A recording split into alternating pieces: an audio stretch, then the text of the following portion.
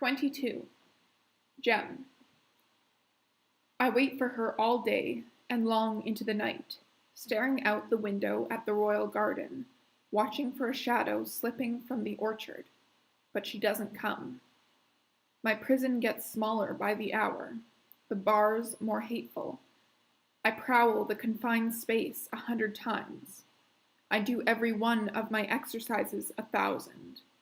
By the time the 3 moons rise high in the sky, I should be too exhausted to stay awake, but I'm not. I can't sleep.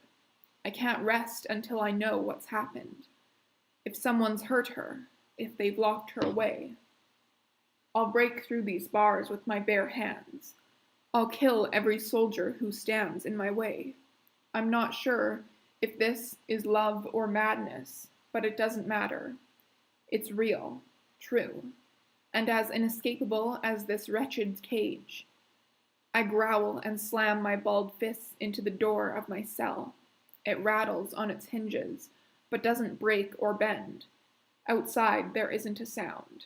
The guard from my early days is asleep in his own bed. The smoothskins are so sure of their doors and locks. But Isra found a way out of her prison. If she can do it, I can do it. I will do it. I spin and stalk back to the window, claws slicking out as I move. I haven't tried my claws on their bars. I wasn't ready to escape before, but I am now. I have to make sure she's all right. She's not all right. She's marked for death and refuses to fight for her life. If she had someone else read the covenant and it offered no hope.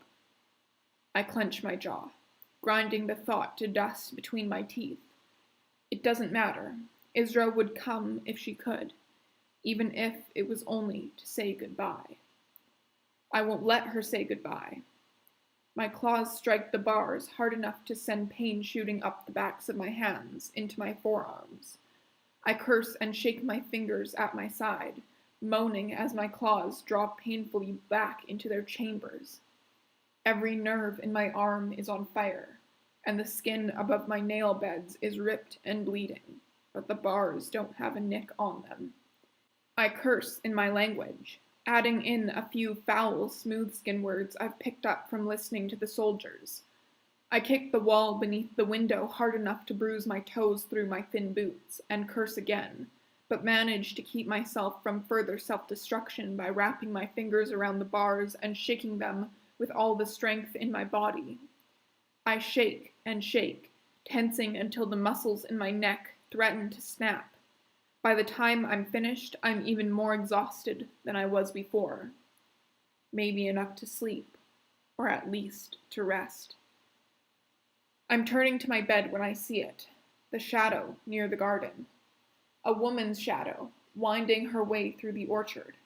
She seems familiar, but I can't place her until she steps onto the paving stones and the moonlight catches her curls. It's Isra, but she doesn't walk the way she did before. She doesn't reach with her toes before she steps. She doesn't hesitate before allowing the rest of her body to catch up with her feet. Her eyes have changed her. It will take time for me to recognize her in the dark. Time I don't know if we'll have. I want to call out, but I don't dare. The guards will be through the garden soon. I have to wait. I stand at the window, wondering how she plans to reach my cell. Through the main entrance, or by climbing through the window, down the hall, the way she did when Needle returned me to my cage. I expect her to hurry down the path towards the barracks, but instead she stops on the far side of the roses, near where the vines have crept from their beds. She goes utterly still for a moment, before her hand darts out, reaching for one of the low-hanging vines. Above her bowed head, the roses rustle awake, rotating their obscene blooms to peer down at the queen. I open my mouth to howl her name, but something stops me. A sudden throbbing in the places where my skin tore above my claws. A pain that shoots up my arm and into my chest, squeezing my heart, heating my blood, making the room spin and the blue night pulse before my eyes. I try to step away from the window, but I can't move. I can't breathe. I can't scream even when the night air comes alive, whipping in to beat at my face, stinging at my skin like sparks from a funeral fire, hot and full of magic. I fall to the floor, gasping for breath, and begin to crawl towards the door. Something is happening in the garden. I have to get to Isra before it's... Isra. Too late. It's too late to pull away, even if I wanted to. What happened to the covenant? I demand, fighting to keep fear from my voice. I've never felt such a powerful presence in the garden before. It feels bigger than the roses, older and darker and deeper, a cold, unblinking eye staring straight through my skin. Where is it? Show it to... My words end in a pained cry as fire courses through my fingertips, shooting through my arm, trapping the breath in my lungs, making my ears ring with the sound of 1,000 voices screaming at once. Agony explodes on either side of my head, and my eyes roll back. The thorn in my finger digs deeper, while another darts out to stab my arm, jabbing deep. Something primitive inside me snatches control of my muscles. My legs push me away from the flower beds, but when I move, the thorns move with me, digging into my skin. The roses are hungry, starving. No, it's not the roses who hunger. It's the other thing, the ancient presence coiled like a snake beneath the flowers. That is hungry. Jem was right. There is something else. The roses are only the teeth that the creature uses to chew its food, a mouth that will pull me into the belly of the beast. Come to the dark heart, girl. The voice in my head is a tongue made of ice licking at a frantic pulse in my throat. Come to the dark heart and join your mothers and grandmothers. There is peace in sacrifice. The dark heart. That is its name. I go utterly still, overwhelmed by the vastness of the being speaking in my mind. It's bigger than I first assumed, as tall as the mountains beyond the dome, as deep as the violent ocean and the roses showed me on my 13th birthday, as big as the planet itself.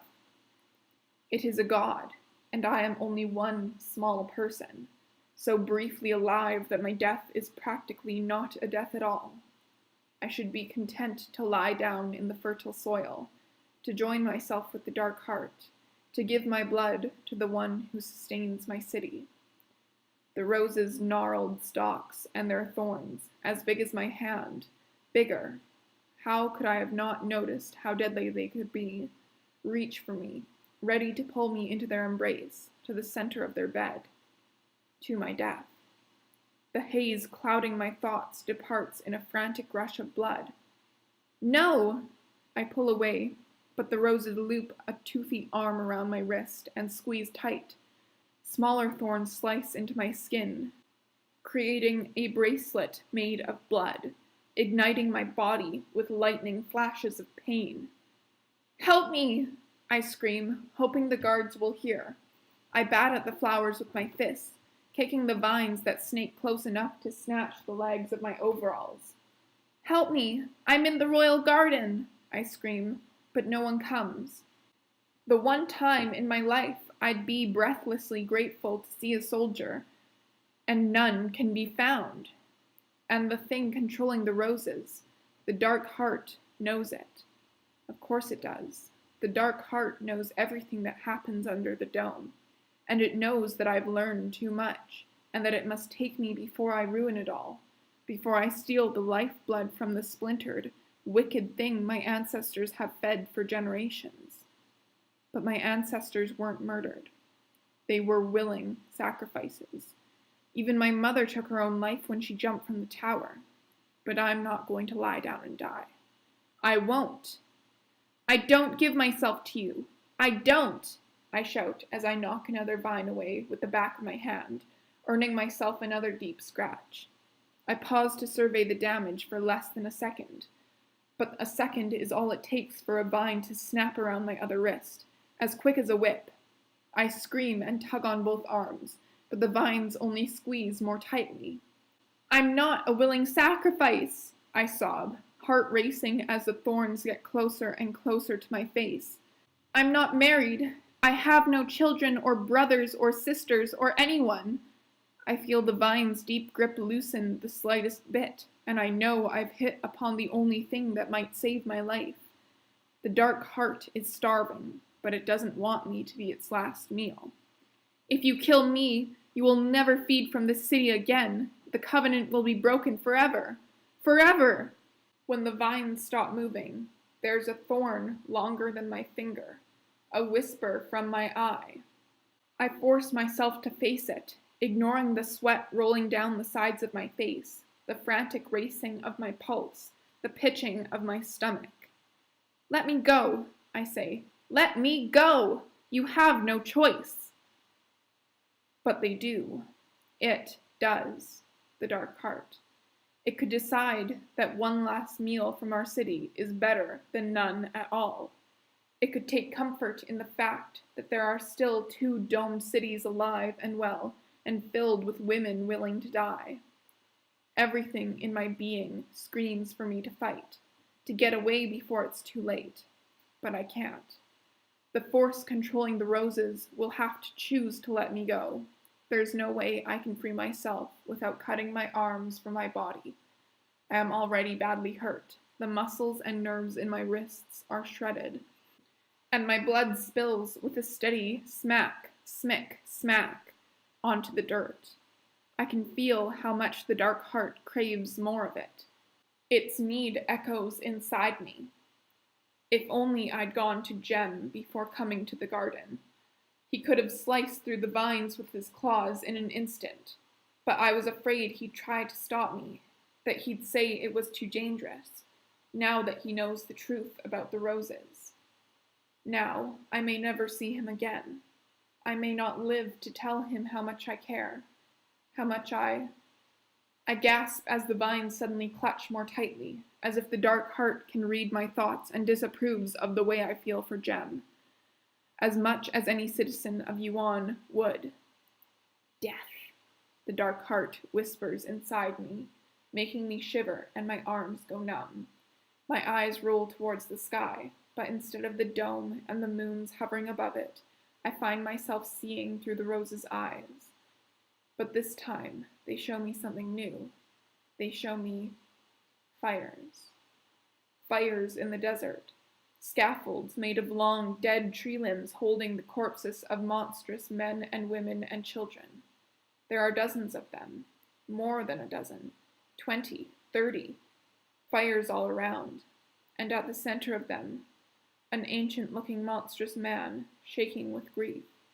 His shoulders convulse, his chest heaves, but no tears spill from his eyes. The monstrous can't cry, but they can obviously feel tremendous pain. Pain that takes over and has its way with a body. I watch him, feeling his agony as my own, and then suddenly I am somewhere else, in a time before the fires, standing beside the old man as he places a shriveled black root into the hands of a devastatingly thin, monstrous person. Old men, young children with distended bellies, boys, Jem's age, with their wide shoulders concave with starvation, girls my age with glassy-eyed babies clinging to their necks. One of the girls is even thinner than the rest. Her baby still has the strength to wail, to squeeze his eyes closed and scream as his mother slips the root between his lips. He's dead almost instantly. "No!" Heat floods my face. Tears spill from my eyes. The scene changes again, going back even further, showing monstrous men and women gathered around a fire. Their faces flicker with orange and red from the flames, but their backs are kissed by pale blue winter moonlight. It's a night like tonight. It could even be tonight, and the people are thin, but not dying. It's not too late, and it's not too late to help them, to save them. Jem and I can go into the desert. We can bring food and... A growl, loud and deep and fierce enough to make the hair on my arms stand on end, shatters the scene playing behind my eyes. I land back in my body with a jolt and wrench my neck towards the sound, a relieved breath already bursting from my lips. Jem, he's here. He'll free me, and together we'll... Ah! I cry out as the roses jerk me closer to the flower bed, hauling me over the retaining wall into their midst, surrounding me with thorns, crowding my eyes with blossoms fattened on centuries of blood.